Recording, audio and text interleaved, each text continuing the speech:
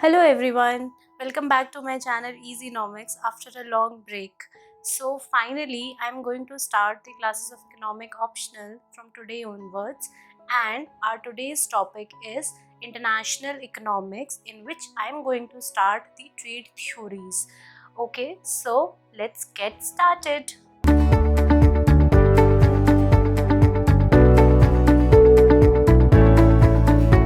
So in international economics, as I told you that you need to refer the Salvatore book. So I am going to cover the basic topics here. By referring these topics, you can refer the Salvatore and you can read from there to quote or to write your answers. Okay. So in trade theories, we have to discuss mainly four theories. First, mercantilism. Second, absolute advantage. Third, comparative advantage. Fourth, Heckscher-Ohlin theory. So in today's class, I will be discussing the first three theories, that is mercantilism, absolute advantage, and Ricardo, that is a comparative advantage theory. The last one we will discuss in the next class. So in mercantilism, which was given in earlier 18th century, in this the economist said that a country should promote its exports and decrease its imports so that your foreign wealth will accumulate, and by accumulating your foreign wealth in terms of gold, a country can promote its growth. So the basically mercantilism told that a country can grow at the cost of other countries. For example, China actually does. It promotes its export and decreases its imports and led export-led growth, which actually force China to grow at the cost of other countries.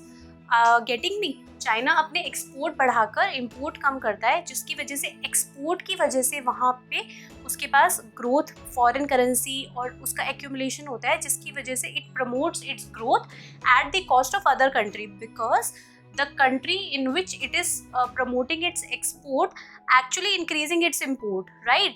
If suppose if India and China is trading and China is promoting its export, so China's export is my import. So if my import is increasing, my import bill is increasing and my current account deficit will increase, which will actually depreciate my currency.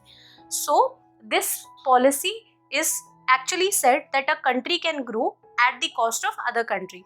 So this theory was rejected by the absolute advantage theory, which was given by Smith. The Smith said that this theory is not sustainable. If the all countries try to promote its exports and decreases its imports, then trade will not happen, because no one will allow the imports in their territory, so trade is not going to happen. So absolute advantage theory came later. In this theory, what was promoted that let's understand this with an example. Labor productivity means with how many units of labor is required to produce 1 unit of a commodity. Okay, so let's take an example. Suppose we have two countries, one is England, second is Portugal. Now these two countries are producing two goods, one is wheat, second is wine. Okay, two countries, two goods. Now what these places refer, that refer in England, what is the cost of producing 1 unit of wheat, that is how much of labor is required to produce 1 unit of wheat in England, how much labor is required to produce 1 unit of wine in England, how much labor is required to produce 1 unit of wheat in Portugal, and how much labor unit is required to produce 1 unit of wine in Portugal. Now by this example you can see that in England 2 labor hours are required to produce 1 unit of wheat, and in Portugal 1 unit of wheat is required to produce 1 unit of labor is required to produce 1 unit of wheat. So in which country it can be produced at lesser cost? In Portugal.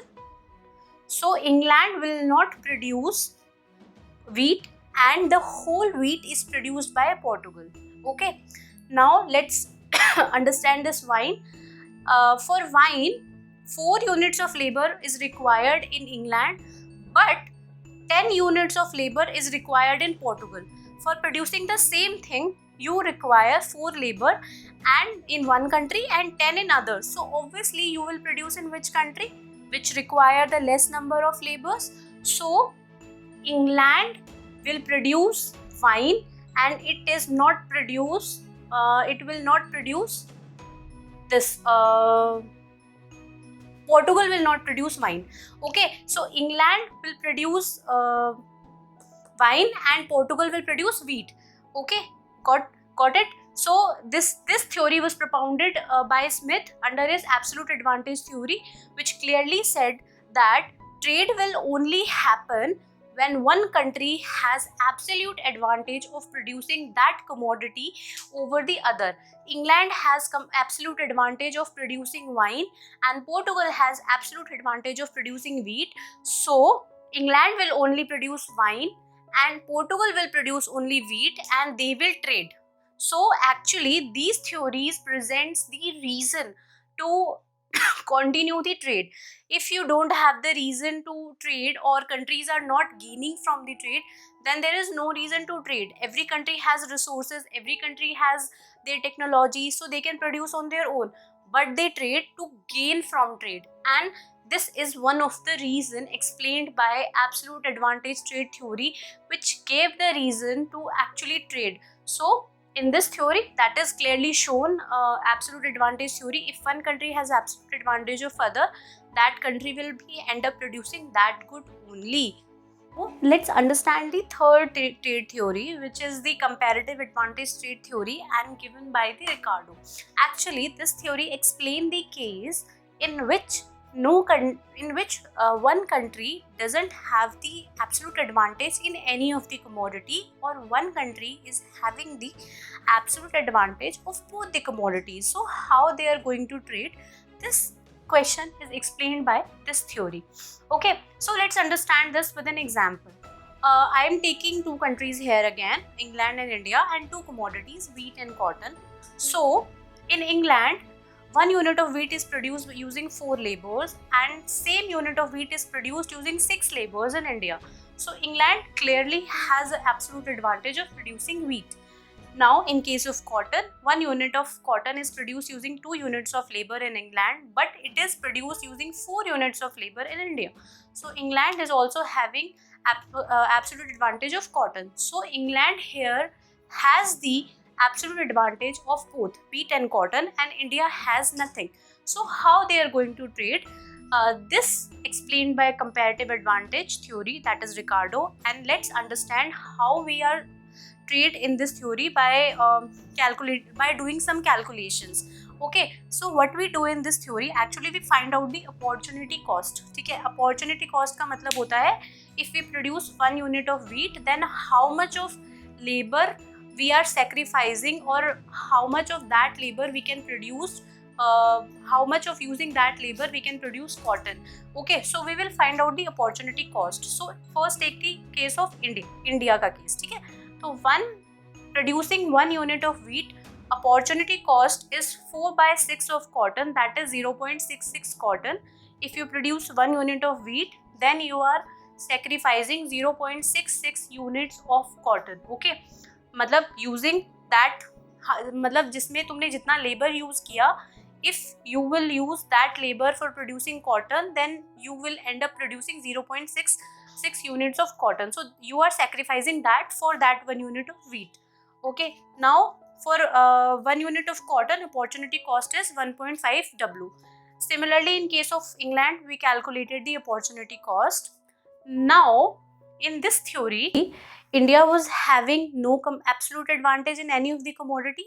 So India will produce that commodity in which it is having less opportunity cost as compared to other countries. Okay, so let's see, in India wheat की opportunity cost है 0.6 cc, लेकिन England में wheat की opportunity cost है 0.5 c. तो किसकी opportunity cost कम है, मतलब वीट की अपॉर्चुनिटी कॉस्ट कहाँ पे कम है? इंग्लैंड में. So England will produce wheat. Now let's check for cotton. For cotton the opportunity cost in India is 1.5W and in England it's 2W. So which country has less opportunity cost of producing 1 unit of cotton? That is India. So India will produce cotton and England will produce wheat. By accumulating all the resources, England will be end up producing only wheat and India will be end up producing cotton, and after producing wheat and cotton they will trade and they will gain from this trade. This theory is known as the comparative advantage theory, on which absolute advantage theory, it is a development of over absolute advantage theory, and it explained the case in which India was having no absolute advantage but still it will produce the cotton and will trade and will gain from trade. So let's see how they are going from trade by using this example only. Let's understand this by using an example. Okay, example will be same. I'll be explaining using the diagram. So this we already calculated in our previous example. So this is the opportunity cost. Now what we do to find out how much which country will produce or how much will they trade, we use this formula actually. In this, what it says, we are taking the case of wheat here. So if we want to take the case of cotton here, so we can change this thing, but now we are taking the case of wheat. So one wheat यहाँ पे हम लेंगे, and then what we take our left side, that is opportunity cost of seller. Wheat was produced by which country? England. So England is the seller of wheat and India is the buyer of wheat. Okay, got it? India is the buyer, England is the seller. Now here we will take opportunity cost of seller. Opportunity cost of seller, that is England, that is 0.5. So what we have take either 1/2 or 0.5. Now either we will take opportunity cost of buyer. Who is the buyer here? India. So we have taken the opportunity cost, that is 1.5, 4/6 here. This is clear. Now if we take the case of cotton, in case of cotton, buyer will be England and seller will be the India. So here England opportunity cost of India will come, and here opportunity cost of England will come, and the things will change. Okay, so you got it. So this is the range in which our opportunity cost can lie. So I have just taken a range. You can change it differently also. I have taken a range. 0.6 of cotton can be exchanged by using 1 unit of wheat. What it shows, if England sells 1 unit of wheat to India, in return of that, India will give 0.6 units of cotton to England. This is what is shown by this statement. Okay, now let's explain this using the diagram. I have taken the case of England here. You can also draw the diagram of India also. So on x-axis I have explained wheat, on y-axis I have explained cotton. This was the, now let's forget about that. This black line is the original constraint line. If England will be producing only wheat, then it can produce 480 unit of wheat. If it only produces cotton, then it can produce 240 units of cotton, because we have assumed we have 120 labor hours. Okay, so this is our original line. So if without trade, what England was consuming, 240 units of wheat and 120 units of cotton, because it is using 60-60 out of 120 labor. 60 it is using in producing wheat and 60 it is using in producing in cotton. So we just multiplied it by labor productivity and we got this number. Okay, so without trade, England was at this point. Okay, this point where it was consuming 120 units of cotton and 240 units of wire. Now for trade, what England is doing, it is only producing wheat. So it is producing 480 units of wheat only. ठीक है, अब England के पास 480 units of wheat है. Now earlier it is consuming 240 units of wheat, so it will keep 240 with itself and sells 240 units of wheat to India. ठीक है, if it sells 240 units of wheat to India, how much cotton it will get in return? 240 multiply 0.6, that will come out to be 144. So by keeping 240 and selling another 240 to India, England will get 144 units of cotton in return. So what will be the England new consumption point? That is 240 plus 144. That is 120 will increase and come to 144, and the new point will come here. So your initial line will shift outward. This shift shows the gains from trade. Earlier it was consuming here, but now it is consuming here. So its utility is increased actually. So this was the theory which propounded by the Ricardo, and we have explained this using an example. This shifting of line shows the gains from trade. Similarly, we can draw the case of India also, and we can also make the opportunity, we can also find out the range of taking the cotton here. Okay, so I am leaving this for you. All of you, what you need to do, you need to draw 3 cases to better understand the topic.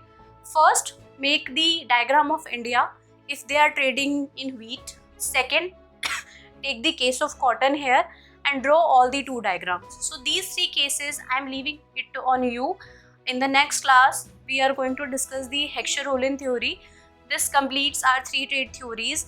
The rest one, Heckscher-Ohlin theory, will be explained by me in the next class. Stay tuned, stay home, stay safe, and please hit my subscribe button and like my video if you haven't done yet. Thank you.